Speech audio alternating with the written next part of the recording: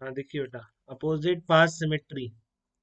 तो opposite path symmetry का क्या मतलब है कि आप अगर एक रास्ते से चलेंगे, ठीक है, आप मान लो इस टर्मिनल से चल रहे हो, दो टर्मिनल है ए और बी के बीच, आपको इक्विवेलेंट रेजिस्टेंस निकालना है। तो इस टर्मिनल से चल के आप अगर वहां पहुंच रहे हैं या फिर दूसरे टर्मिनल से पहुंच के यहाँ पर पहुंच रहे हैं, तो बिल्कुल रास्ता सेम है, कोई डिफरेंस नहीं है। ठीक है, तो ये क्या कहलाती है, आपकी अपोजिट पाथ सिमेट्री कहलाती है। कि मान लो आप इधर से चलोगे, आप तो आपको 10 और 5 मिलेंगे, 10 के आगे 5 मिलेगा। ठीक है, और फिर इधर बैटरी का बी टर्मिनल मिलेगा, उधर से चलो तो फिर वो 10 और 5 मिलेंगे, वहां पे भी 10 के आगे 5 मिलता था, यहाँ पे भी 10 के आगे 5 मिल रहा है। ठीक है, तो ये दोनों रास्ते दोनों टर्मिनल से अगर आइडेंटिकल होंगे तो मैं बोलूंगा उसमें क्या प्रेजेंट है, अपोजिट पाथ सिमेट्री प्रेजेंट है। ठीक है, तो ऐसे तो हम अपोजिट पाथ सिमेट्री देख लेंगे, जैसे इसमें है बिल्कुल same opposite path symmetry present है इसमें। ठीक है, पाथ सिमेट्री नहीं है, ये दोनों रास्ते आइडेंटिकल नहीं है, शुरू में ही अलग हो गए 10 और 5, और कोई सी सिमेट्री नहीं है, परपेंडिकुलर के अबाउट मिरर इमेज भी नहीं है। ठीक है, इस एक्सेस के अबाउट मिरर इमेज भी नहीं है, तो इसमें बाकी तीनों नहीं है, सिर्फ इसमें कौन सी प्रेजेंट है, अपोजिट पाथ सिमेट्री प्रेजेंट है। ठीक है, तो अब आप क्या करेंगे, कंक्लूजन क्या है अपोजिट पाथ सिमेट्री का, कि बैटरी जैसे करंट देगी सर्किट में बिल्कुल वैसे ही लेगी। इसका मतलब है अगर इस 10 को यहाँ पर I1 दी है, तो वापस भी 10 वाले से कितनी लेगी, I1 ही लेगी। 5 वाले को I2 दी है तो I2 ही लेगी 5 वाले से। ठीक है, और इसका जो अब आप यूज कैसे करेंगे इसको, तो आप देखो इसमें इसका मतलब यही हो गया कि 10 में जितनी करंट है उतनी इस 10 में। तो जब 10 और 10 रेजिस्टेंस सेम है, करंट भी आप सेम बता रहे हो, क्योंकि जैसे दी वैसे बैटरी ने ली। ठीक है, तो करंट भी सेम, रेजिस्टेंस भी सेम, तो दोनों 10 के अक्रॉस पोटेंशियल डिफरेंस क्या होना चाहिए, सेम होना चाहिए। ऐसे ही दोनों 5 के अक्रॉस पोटेंशियल डिफरेंस क्या होना चाहिए, सेम होना चाहिए। ठीक है, तो फिर से ये बात जो मैं कह रहा हूँ कि इनके अक्रॉस पोटेंशियल डिफरेंस भी सेम होना चाहिए, आपके जो नोडल मेथड है उसके नंबर ऑफ वेरिएबल्स रिड्यूस कर देगा। कैसे, जैसे यहाँ पर आपने जीरो बोला और यहाँ पर वी बोला मान लो, ऐसे निकालते हैं, आप इक्विवेलेंट रेजिस्टेंस निकालना है जैसे ए और बी के बीच। ठीक है, तो आपने ए पर जीरो बोल दिया, बी पर कैपिटल वी बोल दिया, तो यहाँ पर कितना हो जाएगा, एक्स हो जाएगा मान लो। ठीक है, यहाँ पर कितना हो गया, आपका पोटेंशियल कितना हो गया, एक्स हो गया। तो यहाँ पे अगर एक्स आ गया आपका, तो फिर आप क्या बोलोगे कि इसके अक्रॉस कितना आ गया, x-0। तो इस 10 के अक्रॉस भी x-0 ही होना, एक्स होना चाहिए, मतलब पोटेंशियल डिफरेंस। ठीक है, तो यहाँ पर कितना है, v माइनस, इसलिए v है तो यहाँ क्या बोल दोगे आप, v माइनस एक्स बोल दोगे। तरीका क्या है इसका, जैसे मान लो यहाँ पर x बढ़ गया, तो आप अपोजिट उतना ही कम कर दो, तो अपने आप वो x बन जाता है। इसके अक्रॉस कितना हो गया, x हो गया, इस 10 के अक्रॉस भी कितना हो गया, x हो गया। क्लियर है, तो अब आप देखो इस पर फिर आपने नोडल मेथड अप्लाई कर सकते हैं, वेरिएबल नहीं तो दो इक्वेशन लिखनी पड़ती, बहुत हेल्प हो गई हमारी ये भी। ठीक है, कि एक ही वेरिएबल में आ गया, तो बस एक ही इक्वेशन लिखी एक्स नोड के लिए, इसको हायर पोटेंशियल पर मानते हुए जैसे लिखते हैं, तो यहाँ से एक्स की वैल्यू आ गई अब। ठीक है, अब टोटल करंट कितना जा रहा है आपका, यहाँ से चलेगा इससे, जब मैंने इससे निकाल लिया, हाँ वी यहाँ पर मान लिया ना, ऐसे मान लिया मैंने इसको बड़ा टाइम। जो करंट जाएगा I1 I2 कैसे लिखेंगे आप, potential difference divided by resistance, potential difference divided by resistance. ठीक है, तो आई कितना आ गया, V/7। और आप कंपेयर कर लो इसको, जो डेफिनेशन है इक्विवेलेंट रेजिस्टेंस की, सेम बैटरी लगाने पर सेम करंट चलनी चाहिए। तो आप किससे कंपेयर कर सकते हैं, V equal to I R equivalent से, तो आर इक्विवेलेंट कितना आ जाएगा इससे, 7 ओम आ जाएगा। ठीक है, तो इस तरह से अपोजिट पाथ सिमेट्री से एक और कंक्लूजन आएगा, अभी उस पर भी देख लेते हैं अपन। कई पॉइंट के पोटेंशियल आपको डायरेक्टली पता पड़ जाएंगे।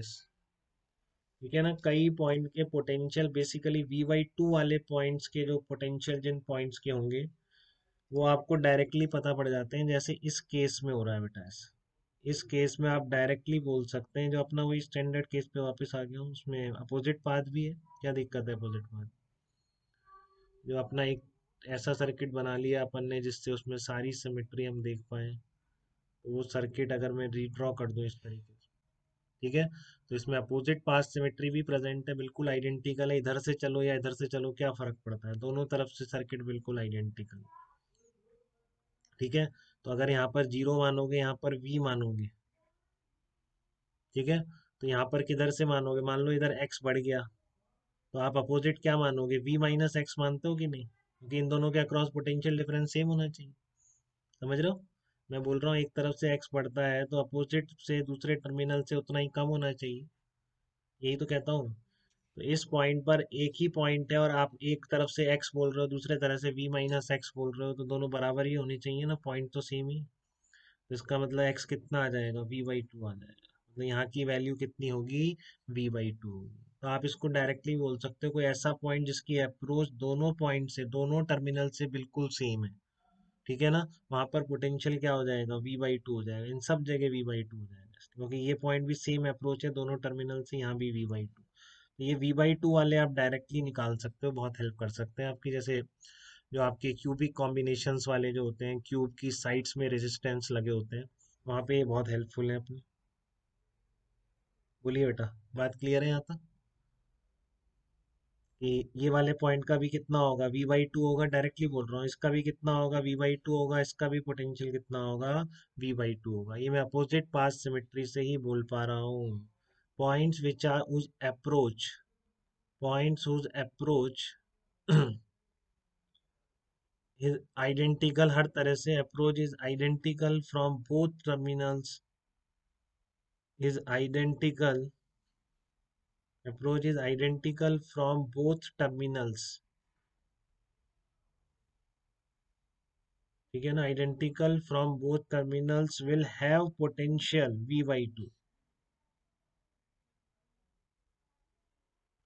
will have potential v/2, the approach is identical from both terminals will have potential v/2, तो इन सब के क्या होंगे, v/2 v/2 हो जाएंगे। क्लियर है बेटा यहाँ तक। अब आपसे आर इक्विवेलेंट कहीं निकालने को पूछता है तो आपका सीक्वेंस क्या रहेगा ये बताइए, ठीक है ना, sequence to find out, sequence to find out, बहुत सारा पढ़ चुके हैं आप, व्हीट स्टोन भी है, पैरेलल सीरीज भी है, ठीक है। तो सबसे पहला तो आप देख, सबसे पहले तो ये देखें सीरीज और पैरेलल कहीं डायरेक्टली तो नहीं है। आप कुछ कह रहे हैं बेटा, अच्छा हाँ, सीरीज और पैरेलल, गुड, सीरीज और पैरेलल। और दूसरा व्हीट स्टोन, किरचॉफ कहाँ गया, किरचॉफ तो सबसे लास्ट है।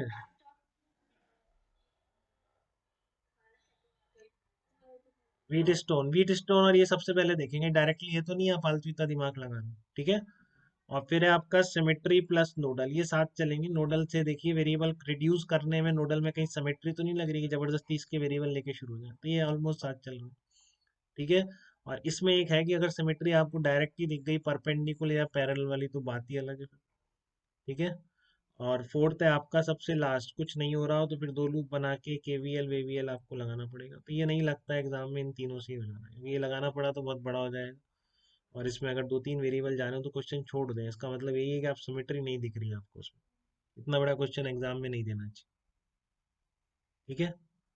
क्लियर है, तो इनको अप्लाई करना है डिफरेंट डिफरेंट एग्जाम्पल्स में हमको, तो हम कल से कर लेते हैं, चलो ठीक है। आप एक बार इनको अच्छी तरह रिवाइज कर लो, फिर कल से ही सारा अप्लाई करना है आपको एक साथ क्वेश्चंस में, ठीक है ना। नेक्स्ट टर्न से, नेक्स्ट क्या अपना संडे वाली क्लास नहीं होगी बेटा, ये ध्यान रखना, संडे वाली क्लास नहीं हो पा रही, इसलिए मैंने आज जरूरी नहीं था बहुत लेना।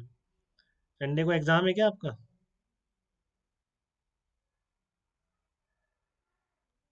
एग्जाम कब है, एग्जाम भी तो था इश्ता, आप कह रहे थे एग्जाम है, आज ही है क्या, चलो संडे वाली अभी तो कैंसिल है, कुछ हो पाया तो मैं आपको इन्फॉर्म करूंगा।